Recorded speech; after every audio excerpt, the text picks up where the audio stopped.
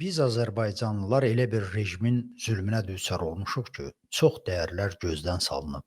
O cümlədən insan hüquqları. Bilirəm ki, indi insan hüquqlarından danışmaq cəmiyyət üçün maraqsız bir məşğuliyyətdir. Hətta məzə mövzusudur. Orta statistik bir adamdan xahiş eləsək ki, otur burada iki kəlmə gəl, insan hüquq və azadlıqlarının vacibliyindən, gözəlliyindən danışaq, o bizə belə reaksiya verər. Ölkədə bir çox ticarət mərkəzləri eyni zamanda yanır. O zaman belə bir sual ortaya çıxır. Yanır yoxsa yandırılır? Nəşri gerek. Yaxud qayıdar ki, olamsan məni, sən Allah əl çək, gedib sabah üçün bir tikə çörəyi harda necə qazanacağım barədə fikirləşim. Burada qəribə heç nə yoxdur. O adamları qınamağa dəyməz. Ancaq cəmiyyətin nisbətən irəli getmiş hissəsi, ziyalıları, ictimai siyasi xadimləri bu mövzu barədə bizim şəraitdə gecə-gündüz fikirləşməlidirlər. Bu onların borcudur. Kütləni kənara qoyaq.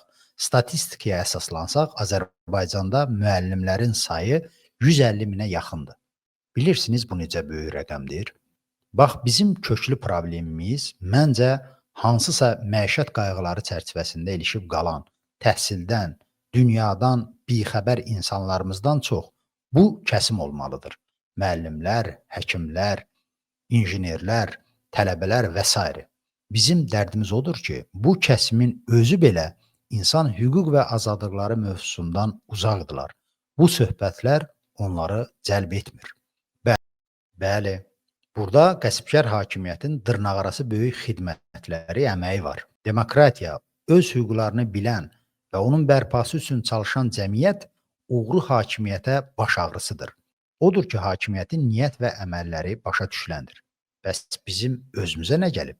Doğrudanmı cinayətkar rejimin pulu ilə bəslənən səliqəli müftəxorların, tullantıların demokratiyaya, insan hüquq və azadlıqlarına düşməncəsinə yönələn sözlərinə, tezislərinə inanmalıyıq? Məncə bu təbliğata inanan da yoxdur. Sadəcə canımızı riskə atmamaq üçün çoxumuz özümüzü inanırmış kimi göstəririk. Fikrimi əsaslandırmaq üçün adi bir sual qoyaq.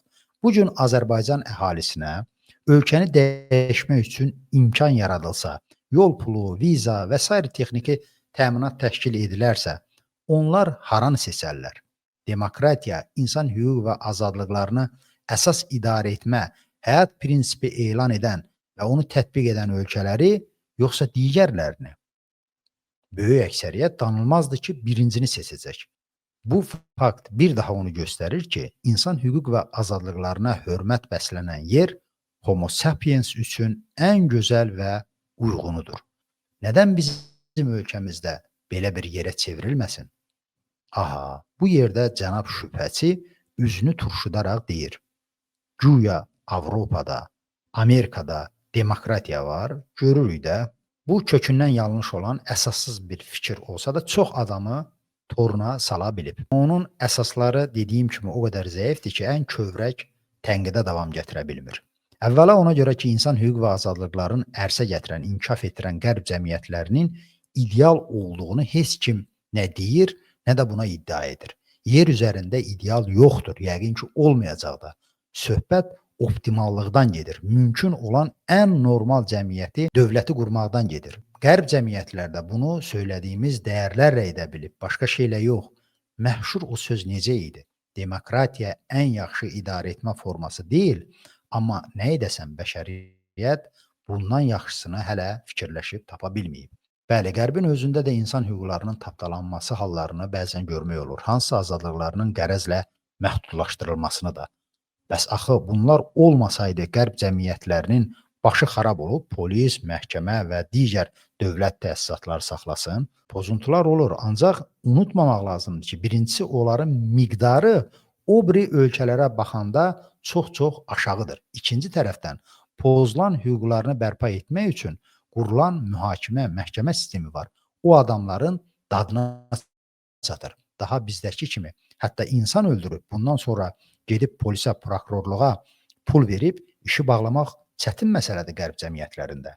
Qərbin yüksək təhsil, səhiyyə, sənaye sektoru barədə danışmağa belə dəyməz.